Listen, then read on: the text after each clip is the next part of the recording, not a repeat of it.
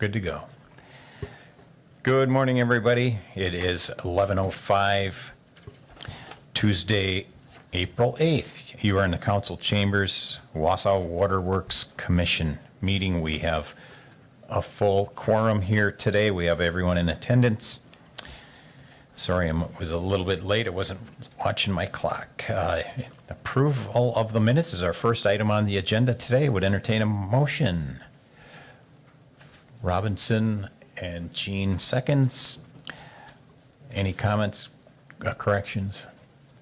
All those, Mr. Jean. The question I raised about the hydrogen sulfide didn't come out very well, so I'll just, we'll, it's more of just maintenance. Now, I'll talk to Gina about it, okay? Which item was that?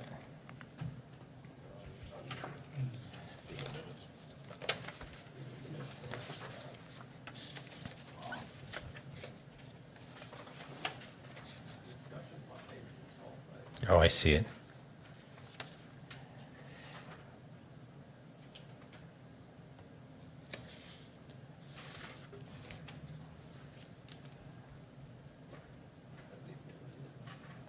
Yes, on page 2, toward the bottom, Gene, question if hydrogen sulfide was replacement of pipe and the turbulence accelerated the release of the gases. Is that where you're looking at? Yeah, doesn't quite read well.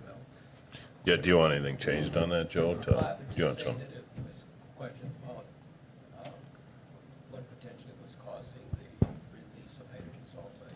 Got it. So I think we can clean that up to make it a little bit more. No problem.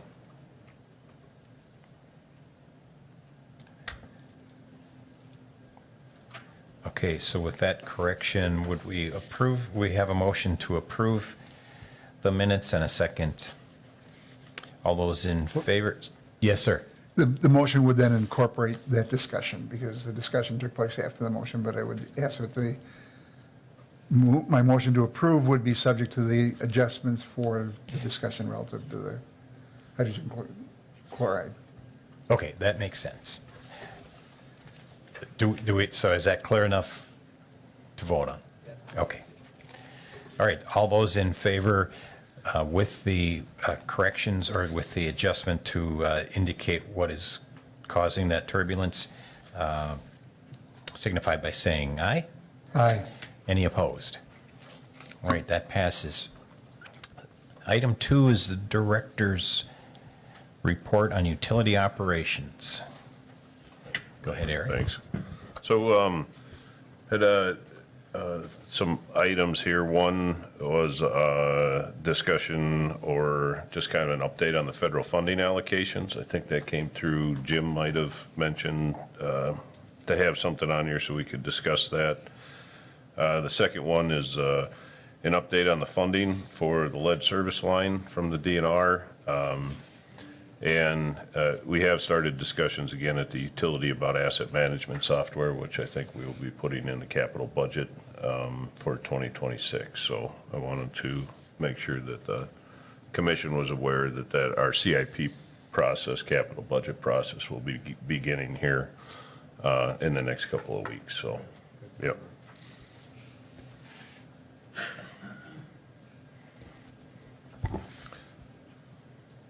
Mr. Robinson. Eric, relative to the timing of the payments through the Safe Drinking Water Act allocation, there's no ITA intent to apply with those funds, is there? Right, yeah, we do supply them with an intent to apply for the lead service lines, which we did. And then, of course, our applications are due the end of June.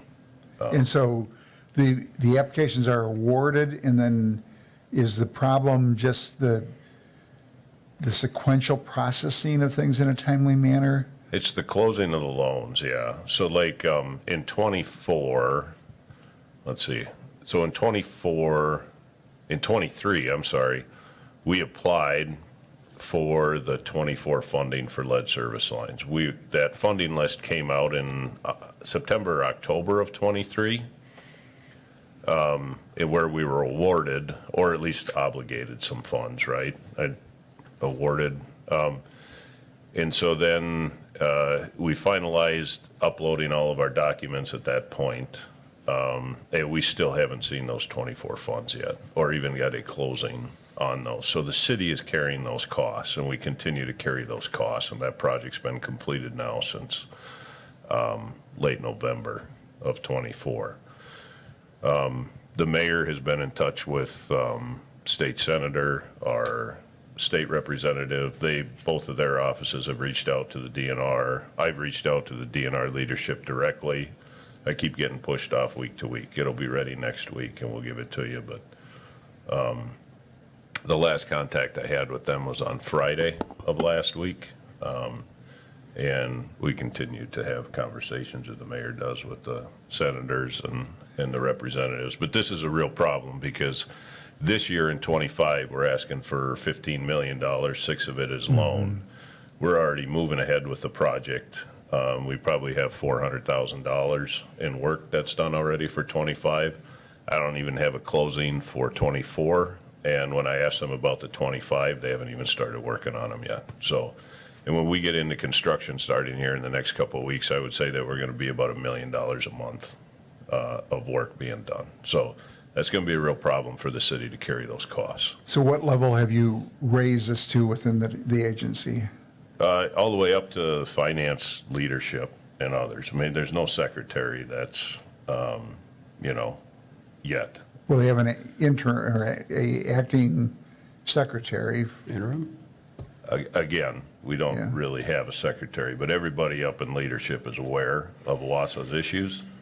So we've escalated to the state to put pressure on them. We've also been in contact with the governor's office, trying to get consultation with them to get things moving as well. But this is a significant problem. And it really puts into question their ability to manage these funds and these projects, as we move forward.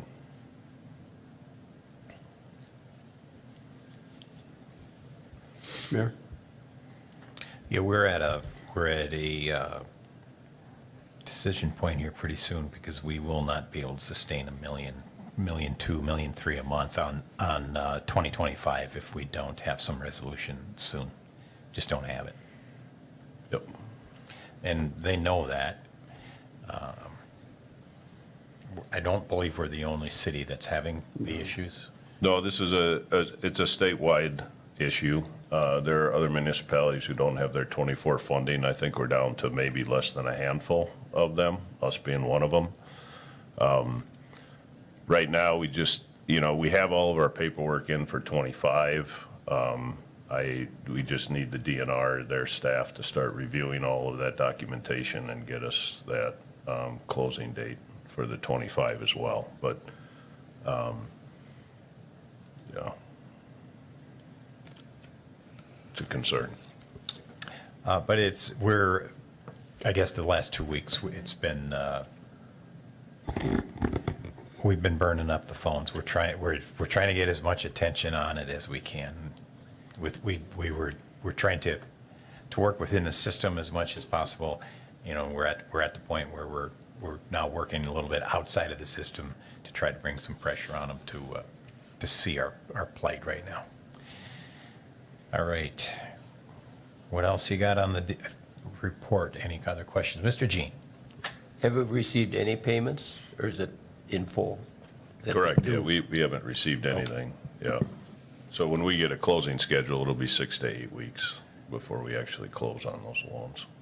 So if you recall, the original objection from the DNR was the original contract that was signed back in, was it end of 20, or early 24? And that Right. contract, then the city council amended. So we did an amended contract, and it was fully executed end of December, early January. In January, yep. Which, that was about a 10-month process back and forth with the DNR to get the language to their preference. And so, so when we brought that forward to the city council, and city council approved that to move things forward, and that agreement how that language is will be not only for 24 year, but moving forward. So there shouldn't be any other amendments to that the DNR leadership had approved. So, Because they had an issue with KPIs, they had an issue with right. cost plus, so all of that was remedied, and here we are. So hopefully it was remedied, and it's just a matter of time to get it through to us, but we're running out of time. Are we getting any response from our legislators? We say we've reached out to Yes. Mr. Schneider and to Mr. Tomczyk, but Yes, their offices are, so they're coming up to speed. We gave them a packet of a timeline, so to speak, so Yeah. that they had something to go in and talk about. So when you ask them for support, they needed to get up to speed, which they did. We got them our timeline, and now they've reached out. I last talked to Mr. Tomczyk's office yesterday, and they were awaiting some feedback from the DNR.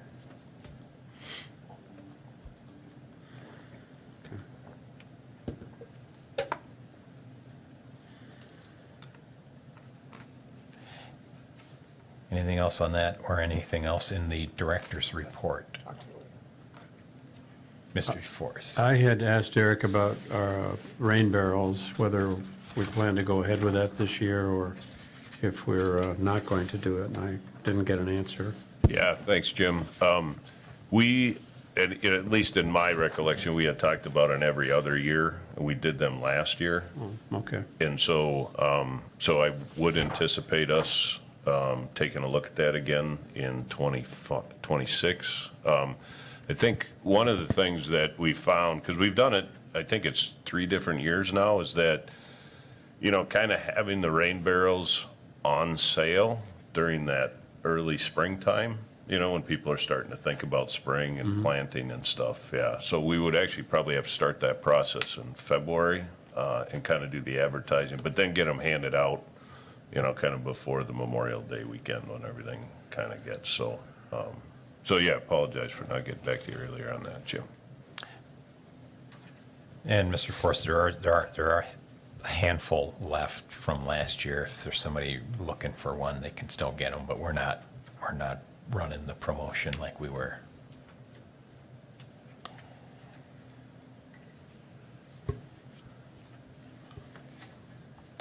Mr. Robinson. Just an update, we've had, in a different capacity, discussions with DNR leadership relative to that whole issue of leachate biosolids and other things. And Bart Sponsmiller has committed to sit down and trying to get it resolved, but it'd be post-budget. So sometime, it's not going to help relative to the new WPDS permit, but there's been a commitment to try to address it globally sometime this summer. Okay, so you're talking post-budget, post-state budget? State budget, yeah. Okay, all right. So who will be involved in those discussions, John? Do you know, or you don't know? Okay, all right, I have a suspicion, but I'm not sure. okay, all right. But I've raised, the secretary, Karen Hoon, was up at Maine School to look at their PFAS treatment plant, and we've raised that issue with her then, and we had some several discussions with Bart and other staff. So Okay, all right. Good. Appreciate that update. All right, thanks for the director's report. Next item is item 3, discussion and possible action approving the amended 2025 CIP budget for water and wastewater utility. And these are adjustments. There's a couple of spreadsheets in the packet that have the yellow highlighting. And I don't, So we did start getting our bids for this year's projects. Some of them came in favorably, so we made some adjustments on our CIP requests for the 2025 year. And so I tried to highlight those in the memo, and then I tried to highlight the projects we're talking about on the spreadsheets attached. One of the things that was brought up was that the Cherry Street lift station, you'll see we had budgeted 1.7 million and we show an actual of 200,000. There's an additional 800,000 of ARPA that was actually obligated to that. That's not shown on the chart, but yeah, so that project's about $1 million, so, yeah, for the Cherry Street.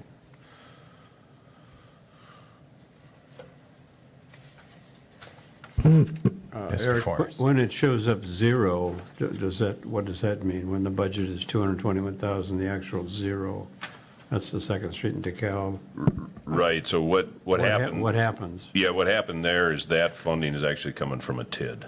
Okay. So that decision and the council approved TID to do that work. And then the staircase and catwalk, that also went to zero because that's actually included in our Headworks project that was approved, so.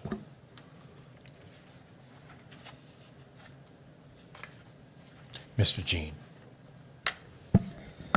I noticed that we're putting in or plan to put in a parallel force main. Is that decision predicated on the fact that we're concerned about the existing one? Yeah, I mean, I think that was something on our schedule. I'm not necessarily convinced we're gonna have to evaluate that again this year because that was the force main we cleaned, I believe, right, Ben? That was cleaned and it seemed to make some significant improvements, you know? And so I know that over the years that's kind of been pushed and it was moved to 28. I'm not sure if that project is really gonna be needed yet. That's something we're gonna have to evaluate, but, yeah. There is a way to bypass that existing pipe, There is, yep. but now that you say that, I think that there was some concern maybe we would have to replace it. But it would, Right. I'd agree, I'm not so certain that would be necessary as long as that other pipe is in good shape. Right, I think that the one thing with that bypass is, you know, it works, and we've had to use it periodically. I think it's the size of that line and the capacity it can handle. But I think in emergent situations and things like that, it works just fine, or it has been working, yeah. You can correct me if I'm wrong, Ben, but, yeah, yeah. Question? Mr. Forrest, yeah. I see work on Fulton Street 1st to 7th. Are we resurfacing that street? It's a full reconstruction that we'll begin here in the next couple of weeks. I don't recall exactly, but was there any discussion ever of Aspirus paying for part of that since the closure of McIndoe has generated all of this additional traffic on Franklin, or on Fulton? No, nope. Well, I find that a little bit dismaying, but the other question I have is on the solar array. I see that's pushed us to 2026 now. Are we still serious about that project? It will be presented in the 26 budget. As far as, you know, we have some concepts and some preliminary numbers, you know, that I feel are still worthwhile looking at. Right now, we're going to have to figure out if it appears that the IRA funding and the tax credits are still available. So we, you know, a little bit of uncertainty maybe there yet, but Sure. but the last word I had was, you know, that they're still viable. So I think that's really going to depend on whether that project's viable economically, as if those certain things are still in place. So, but we will be bringing it forward. Well, I still make the point I made earlier, whether it's financially viable is one thing, but it also is a demonstration of the city's commitment to green energy, which I think also has some value. I just make that point. Very good. Thank you. All right, I would entertain a motion to approve the amended 2025 CIP budget as discussed and highlighted. Mr. Jean? Mr. Jean's motion, second from Robinson. Further comments, questions, Mr. Robinson? Is the correct phrasing of it, we're we're continuing to do many of these projects, we're just shifting the funding source. So we're amending the borrowing portion of the capital plan, not necessarily the entire capital plan, because we're using TID and ARPA funds to supplement this. Right, but also we had budgeted higher than some of the bids that come Right. in, right? So So the is it- projects are remaining, So it's not a budget amendment, it's a plan amendment. It's, okay. yeah, Yeah. yeah, so, for clarity, yeah. Seeing no further comments or questions, all those in favor of approving the amended CIP budget signify by saying aye. Aye. Any opposed? And that passes unanimously. Item number 4 is discussion and possible action approving the submission of a $150,000 grant to the WDNR for lead service line replacement community outreach. I would entertain a motion from Robinson, second from Watson. Comments on that? Yeah, so a couple of years ago, the city council had asked that when staff or departments were going to apply for grant dollars, that they come forward to the appropriate committee, commission for approval before we, really step into those. This one does not require any match from us. This will just help supplement a lot of our community outreach for this program, which is significant. So CIP had done a lot of assistance with us to prepare this and the documentation and the information. So, and this is due the end of April, but we'll be submitting early, so, yeah. Mr. Force? Just a comment. I've been advocating improved community outreach all along, and I'm very pleased with what I see here. I think the membership is excellent. I think the plan is very comprehensive, so I fully support it. Thank you. And I might add, yesterday, we released a video. Was it Friday? I think I went down Friday, yeah. to meet with Eric Jones from Equiflow. They're doing their outreach push. So we did a quick little video to highlight where people can go to the website, how they can click on the link to get to Equiflow, see if they're on the map, and then schedule a visit from Equiflow to determine what they have for their service, whether they need a replacement or not. So that's out there. This money will go toward the outreach, and I think with 3 times as many as we did last year, we're going to need as much outreach as we can. Fulton Street, you mentioned, Mr. Force, is one of the streets on the map. So if you haven't gotten your door hanger, you might. I'm on Franklin. You're on Franklin. Sorry. I'm on Fulton. All right, I have, Mr. Robinson. I have just a question, because I was one of the people that was contacted late last year relative to whether I had a lead service line, and I sent in a photo, but I think yesterday received follow-up notification. I hope that they're doing a lot to address that backlog, and I think there were some things that were lost in the queue, but I think importance of communications, I like the plan, but also being timely. So if we can just stress them, the importance of being timely relative to responses and getting back to citizens, particularly Yeah. with anything that may have an impact on finances. Yep. So some of that crew just got back in town a couple of weeks ago now, so they're hitting the ground running. But good point. They were in here last week putting envelopes together down here in the clerk's office, mailing out like, I don't know, 1,600 Yeah. notifications. So time intensive, and this is where this money will definitely come in handy. Right. Seeing no further comments or questions, all those in favor of approving the grant application signify by saying aye. Aye. Any opposed? And we're going to get the 150 going. Number 5 is update on water meter purchases and replacements. And I'll look to Scott to help us out. We do have a little sheet in there covering the synopsis, but Scott, if you want to add any more? Yeah, there is a memo that was placed in here. I don't know if there's any questions on that. Mr. Jean? Curious, how many total meters have we replaced since we started this venture? 8,203 meters that we've replaced. We still have 7,700 to go, So we're at around 50%. just over, yes. I have one other question. The failed meter accuracy of 90%, you got to help me because I can't remember if there's a low flow test and there's a medium flow test or a high flow test. There is.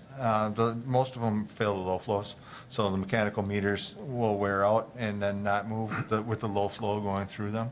So most of them are failing on the low flow side. And like I said before, these numbers are going to be kind of skewed because we're chasing meters that are failing. They're going to be zero reads or the ones that are having trouble reading.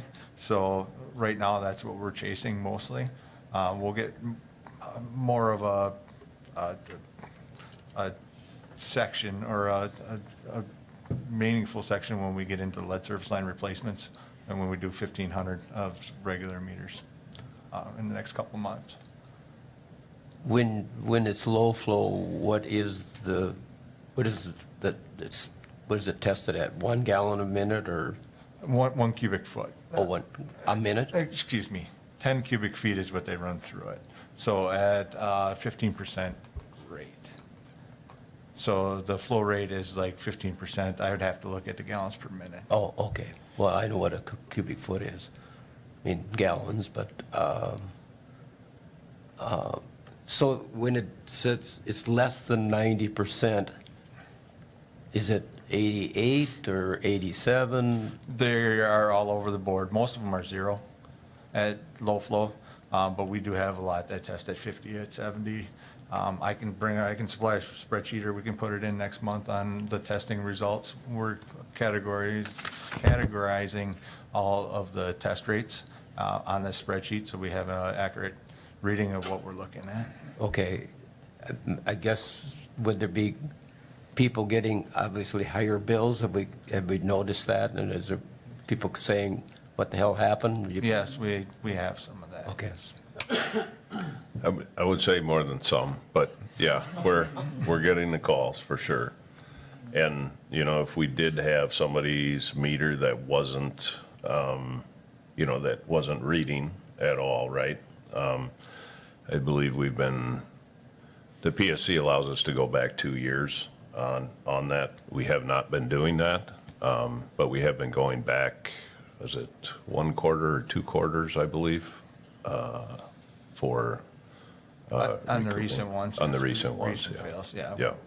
So, but yeah, so people are, that are changing out, that used to have low water, right, reading and low bills, and now they're actually paying for the water that they're actually using month to month. So it's a shock for some of them, for sure. Makes it fair for the rest of the community, though. It does, absolutely. And this is something that really needs to be done. Scott, a question, this is a stupid question, but when a meter fails, you replace it? Correct, Okay. When we find it. when we find it. So it isn't always obvious. No, and That- there was some trouble in the past with gaining access. Yeah. So we've just adjusted some of our processes, and we're getting in to change these out now. So Jim, to answer your question on what priority of effort is, when the billing department sees zero usage, that triggers that there's a problem. If somebody's reading 50%, we would never know that until we replace it. So, and that'll become more apparent once we get into the 1,500 lead service lines, because some of those may be not that old, but they'll be replaced with that installation. So how many of those get checked? All of them. All of them? Yeah. Yeah. Okay.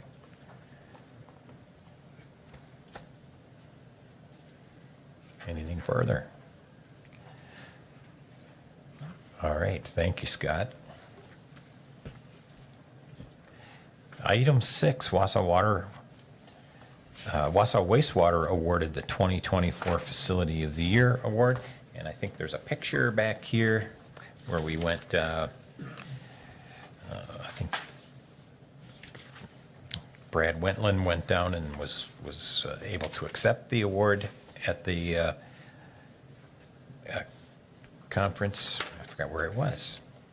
So there's a picture of the Facility of the Year Award and the write-up from the State Department of Natural Resources, and then a picture from the event. Congratulations, Ben and your team. And you brought the award along with you. We should get a picture of that after the meeting, and we'll post that to the website.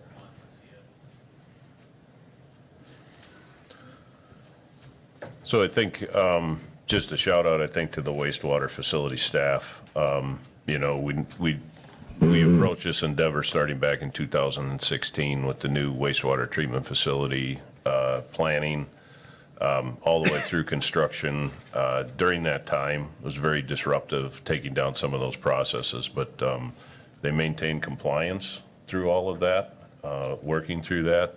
It was very intensive. I wish I could say I could give you guys a break, but you know, it's 24/7, 365, so the water continues to flow. So, but huge shout out. So this is a good award and statewide. So, and good recognition for the city. So, Mayor, I have a question I should have asked during Eric's report. I noticed pleasantly that we were able to fill a couple of positions, and I wonder if we have learned any lessons in doing so, because so often we've failed to fill those positions. What was the secret to getting these filled? Maybe there isn't a clear answer.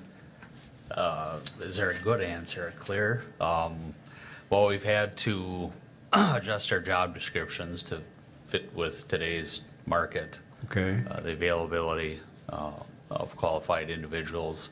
We've had to hire individuals with little to no experience, and we've been training a lot to get these people on board and up to par, to learn the different systems on the collections and the wastewater side. So it's been a learning process for sure. have we augmented our training? Have we changed our training approach? We've stepped it down to their learning levels, yes. Okay. I would say that in itself has been a learning experience to teach them in a way that they could comprehend the different systems and what actually needs to be done on the collection system, the new TV van, the training and all that. So it's been a challenge, but they're doing well. Good, So- good. Thank you.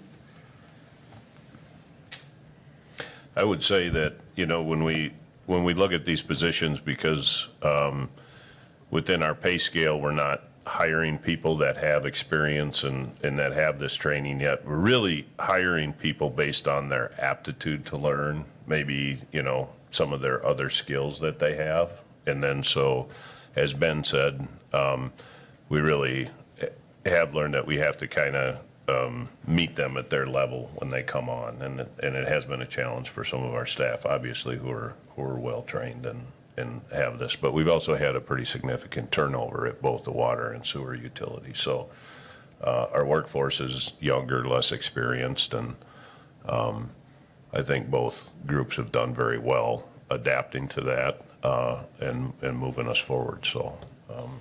Hopefully, as over the next couple of years, we'll continue to see that advance, and we'll be able to retain. Now, it's just really a discussion about retention, right? We're going to train them, and hopefully they will stay with us and, you know, and learn more. So.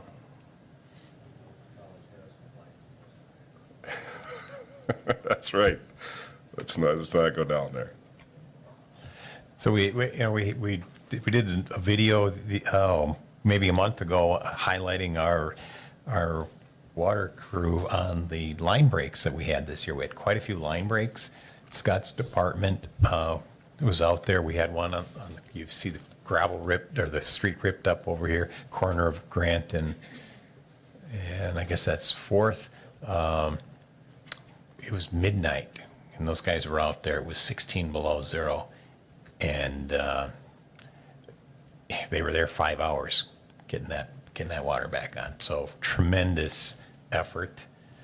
We have workers who respond to the calls, and they need to be recognized, and we do recognize them, and certainly won't hurt to recognize them more. I'll come down more often. Maybe I owe you a sandwich, and we'll have a little lunch and learn.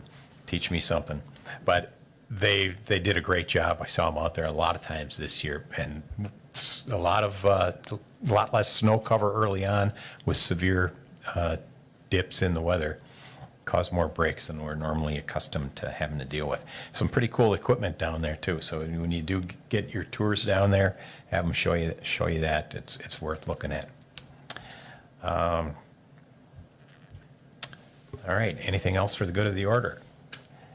We have May 6th is our next meeting scheduled for right here at 11 o'clock.